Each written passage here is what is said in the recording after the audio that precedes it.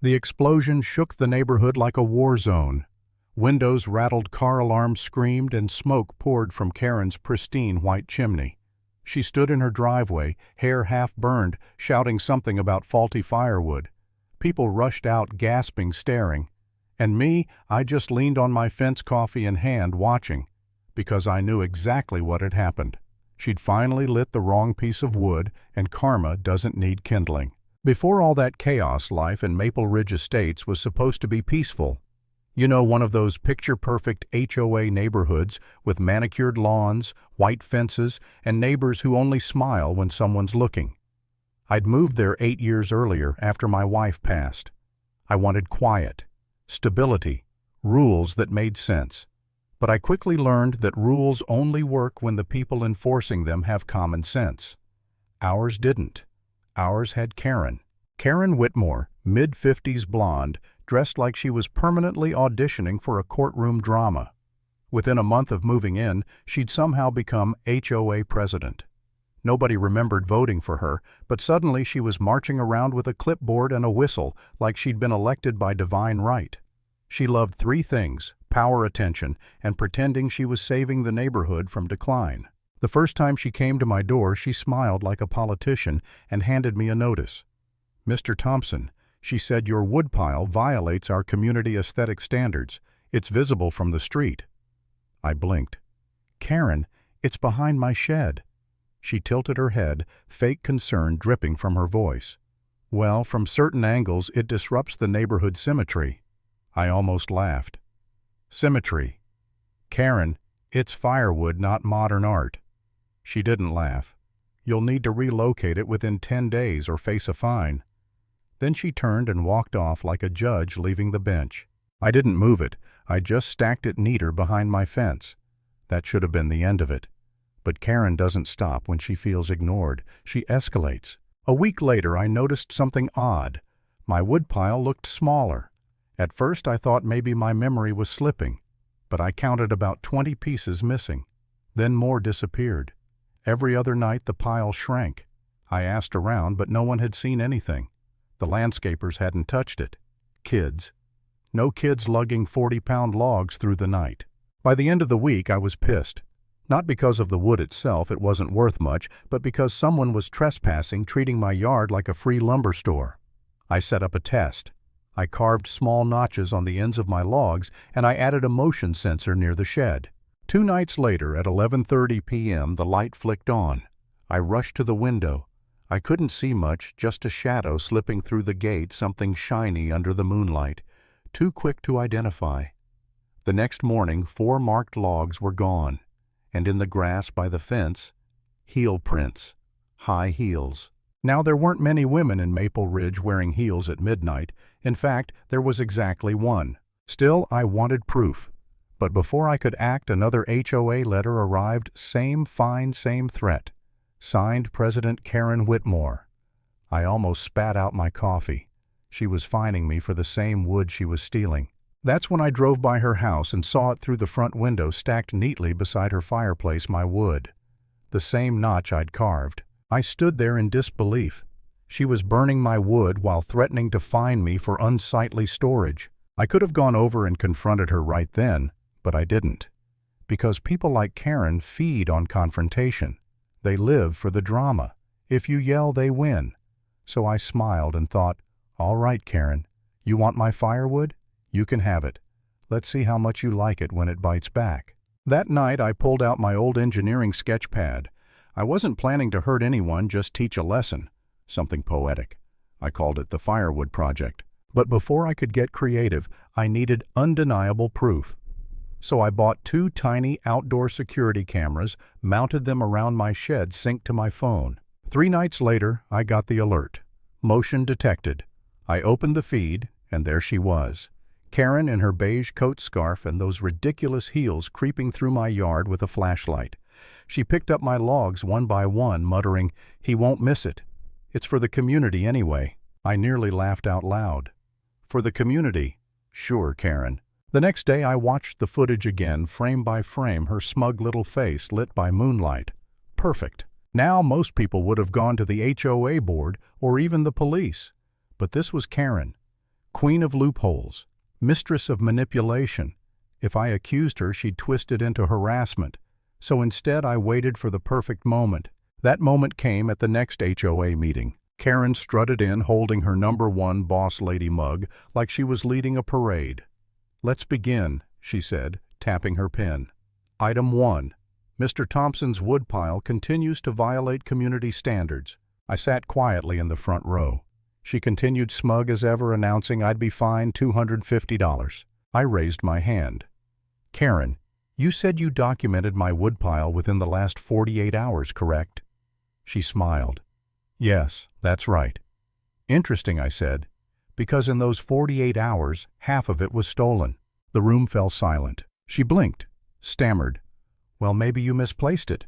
I don't misplace 80 pounds of oak, Karen." Then I pulled out my phone. "Funny thing is, I installed cameras after the second theft. Would you like to see who took it?" Her face drained of color. "Those cameras are illegal," she snapped. "They're on my property," I said, smiling. "Perfectly legal." Laughter rippled through the room. Even the treasurer, Mrs. Beasley, chuckled behind her notes. Karen turned red, hissed, "You'll regret this," and stormed out. I thought that would be the end of it. But Karen never admits defeat. 3 days later, she hit back with another violation, this time for unauthorized surveillance visible from the street. My cameras. That's when I decided it was time for Phase 2. I went to my workshop, looked at the remaining woodpile, and thought, if logic doesn't work, maybe physics will. I drilled a few hollow logs, filled them with a sprinkle of leftover black powder from my old fireworks projects. Nothing dangerous, just enough to cause a loud pop and smoke. I disguised the holes, brushed the logs with ash, and placed them right in the middle of the pile.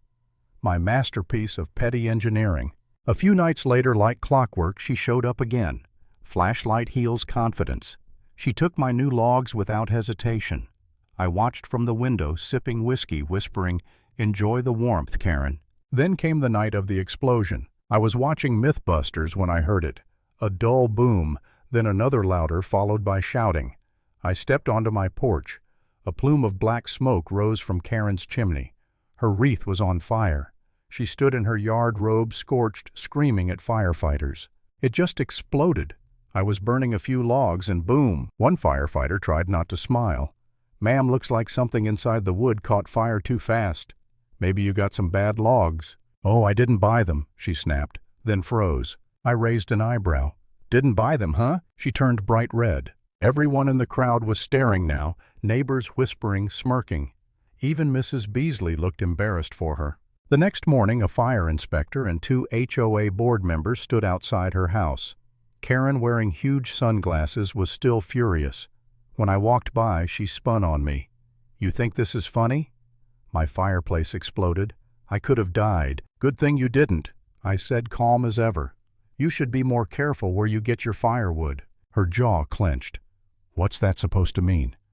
"Oh, I don't know." I shrugged. "Sometimes when you take things that aren't yours, they blow up in your face." That afternoon, the inspector confirmed traces of black powder fireworks residue. Karen immediately screamed that I'd planted explosives to kill her. I just sipped my coffee and said, "That's a bold accusation, Karen, especially since you admitted the wood came from me." She froze. The crowd went silent. Then I showed the video, the theft, the flashlight, her face clear as day. The neighborhood gasped. A kid in the back whispered, "That's the lady who yelled at me for riding my bike." That broke everyone. Laughter spread like wildfire. The officer standing nearby turned to her. "Ma'am, this video is clear. You trespassed and stole property.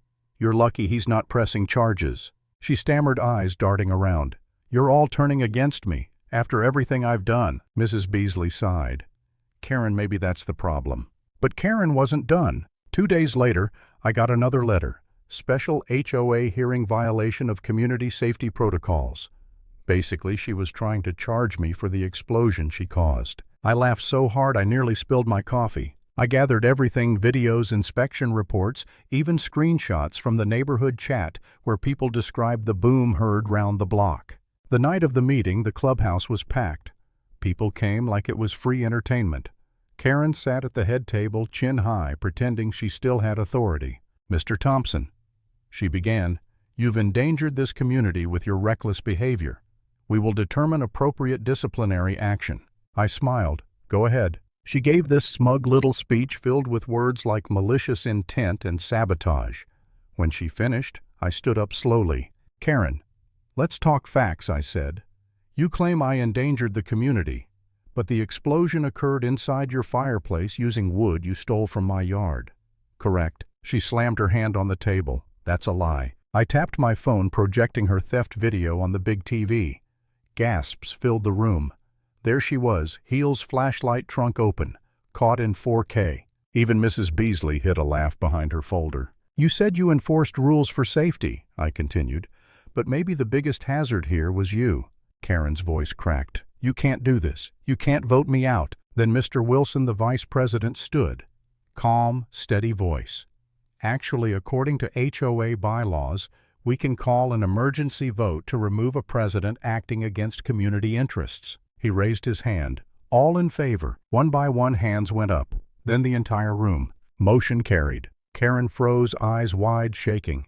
"You're all ungrateful. This place will fall apart without me." A man in the back shouted, "We'll take our chances." She grabbed her purse, muttering about lawyers, and stormed out, slamming the door so hard the community rules poster fell off the wall. The room erupted in applause. I didn't join in. I just sat there quietly, letting the sound wash over me.